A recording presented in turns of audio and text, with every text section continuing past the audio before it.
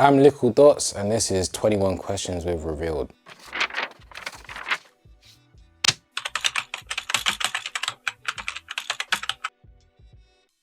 UK rap, I would 100% say Nines. Listening to the beats of the songs that he's made, like, I was always just fascinated about like how that came about. I just knew it didn't come from thin air.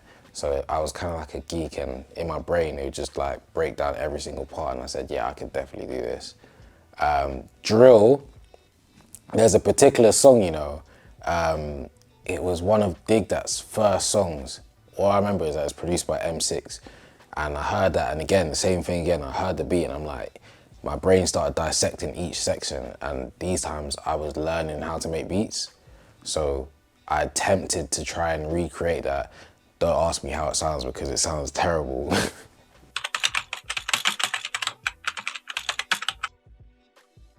In school, at the time, I think I was like year 7 or year 8, I'd have to go home with my brother and my sister. My sister was in sixth form, but we weren't allowed to go home by ourselves. We had to come home together. So my sister was doing like an after school activity inside the music room, and me, I'd done all my homework, and the guy who was running the music class was like, yeah, you can either do your homework, watch YouTube, or learn how to make beats. And I was like, you know what, let me just see what GarageBand is saying. I made one little beat with like choir vocals or whatnot, and I accidentally plugged the headphones out loud, and it started playing out loud.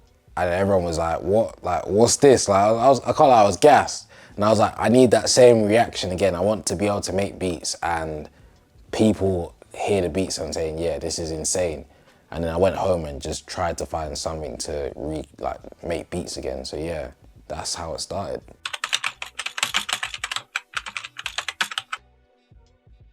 I've currently got an MSI GS66 Stealth laptop. Interface, I've got an Audient Evo 8, and DAW, I use FL21.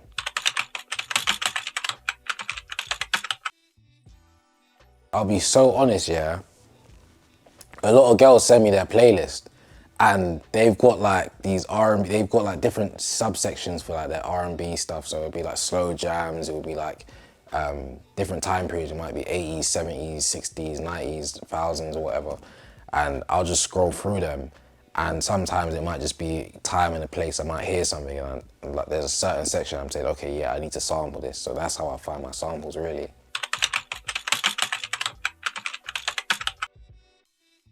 I want to say I like starting with the melody, which would preferably be the sample more time. However, every time I've started with the drums, the beat turns out 10 times better for some reason. So which one I prefer right now, I'd say the drums.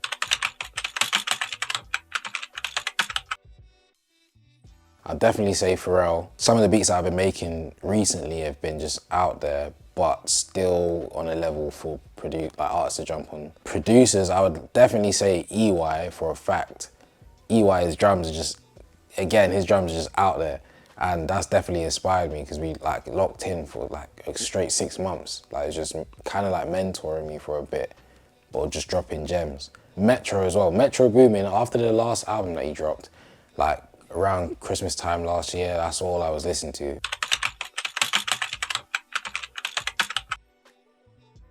In the drill scene, I would definitely say the whole sampling, like bait sampling thing, it was either you had to be patient and wait for it to be over, or you indulged in it.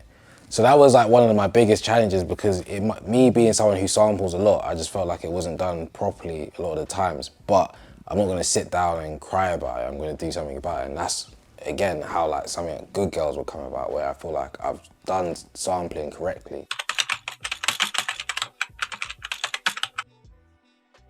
Triple Threat. And the other one is a producer with C Beats, and it's an artist called Kolja Goldstein. There's a song called Global, and he's from Germany.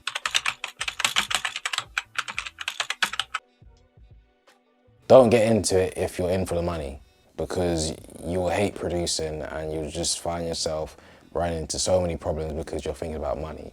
If you have a love for producing, get into it for that, and then you'll figure out how to make a living off of it.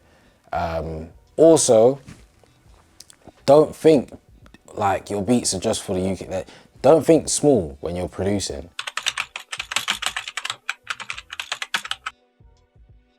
I do anything and everything outside of music.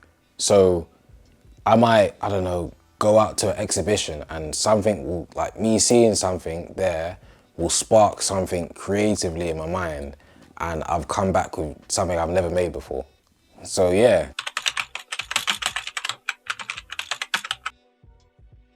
Collaboration plays a massive role, I'll be honest. One, because it's like, especially if you've got two great producers making a beat, you always come up with something special. That's like you'll see myself collab with Ghosty. Every time me and Ghosty have collabed, the beats have been sick. So like from me, Ghosty, R14s, Frosty Steppers, me and Ghosty on Song 7 side. Triple threat as well, you've got M1, Ghosty and Dots. Come on now, like, you can't tell me collaboration isn't something sick. One is definitely French artist Codes. Reason being is because when we did the session, like he didn't understand English and I didn't understand French, but the vibes were high. Like, yeah, you could probably tell by the song, the plugged in that he did. Another one, Abra. Abra is the magician. It's bars in it, you see the bars. But yeah, Abra is a magician because this guy, he's just like a special kind of artist where it's like all the work is done inside of his head and you think he's not doing anything, but he'll come out and perform. Another one, the last one, Shah Simone.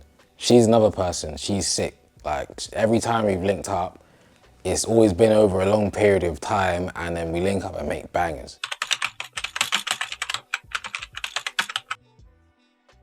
Do you know what? I find middle ground. So my thing will always be like sampling, like I come from a church background, so that soulful kind of sound will always try to come out. More time, keeping a balance comes with the drums. So like I said, with Good Girls, it's like a very spacious beat. I'm always keeping the artist in mind. So it's like when I'm making beats by myself and I'm just in my room, it can get carried away a bit, but over time you kind of learn how to create space for the particular artist. You have to kind of like study the artist and see what the beats that they like. Do they like it spacious? Do they like a lot going on? Do they like it dark? Whatever. So yeah, that's like me studying the artist and putting ego aside allows me to always get through to the artist on the beats, basically.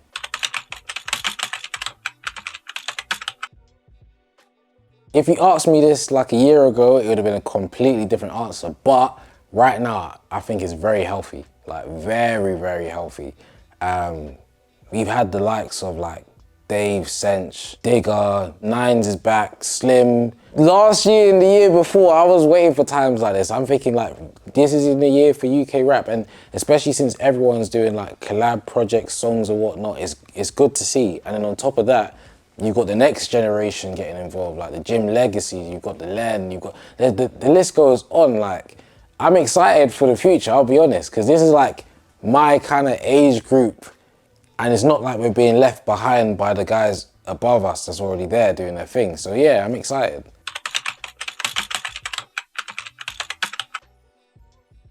I don't really mix that much, only because my main thing is having high quality sounds. If you have high quality sounds, you don't really have to do too much on the mix and mastering. When I make my beats, I have a template for my master, which makes the kicks punch all the time. But when I do mix the specific sounds, it's usually just EQing and reverb and some simple stuff, really.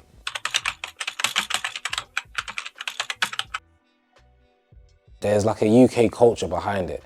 So sometimes you like with stuff happening with artists outside of music, it intertwines with it. Whereas R&B is still coming up, but I don't know much about like the artists and hearing stuff about like, you know, like social media being where it's at now.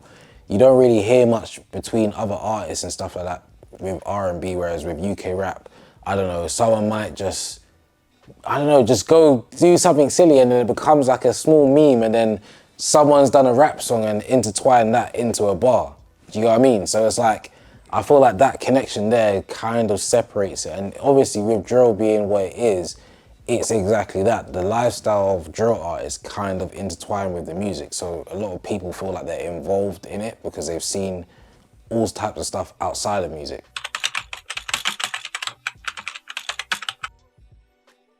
We've got Column. Column, I'm excited for that one because the style of music that's on there is completely different. I think people who've heard my productions wouldn't kind of expect what's on there, but can somewhat. Another one, been working with Trapstar Toxic. I'm excited to release some stuff with him because we've been locked in for a minute. And even then, again, the sound that we've got being released, or hope to be released, is completely different to what you'd think we would produce. A lot of stuff with Nigel Knight, my guy from Toronto. We got some brazy stuff coming. Like, he's wavy. Like, when I say he's wavy. Like, he looks the part, he sounds the part. Yeah, so I'm excited to break through with him as well. So yeah. Also, Bird Boy, he's another artist I've been developing with. He's like talented, super talented. And every time I lock in with him, the beats just come out naturally because we've just been locked in for a minute. So yeah, that's what I'm excited for.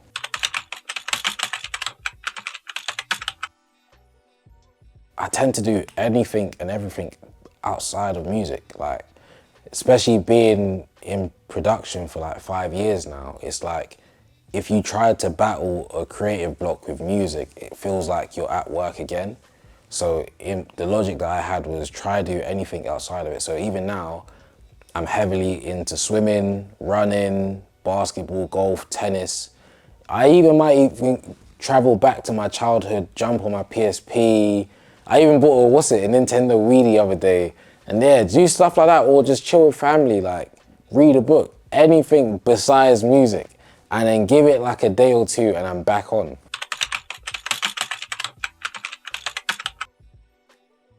Take any and every opportunity to do something that's showing your face.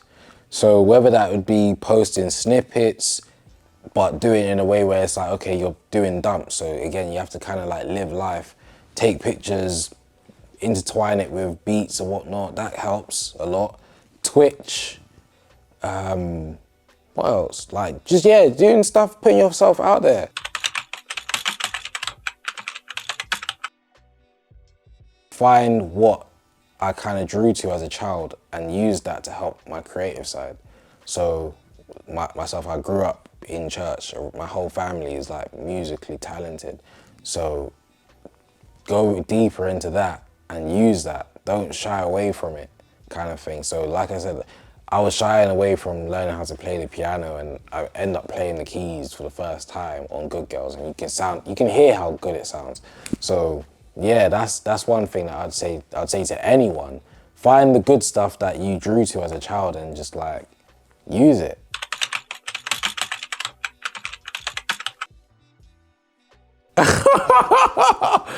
Alright, cool. If I could collab with, cool. Michael Jackson's still up there, the GOAT, SWV, and then Nines. Yeah, hopefully that one comes soon. I say come soon, hopefully that one exists.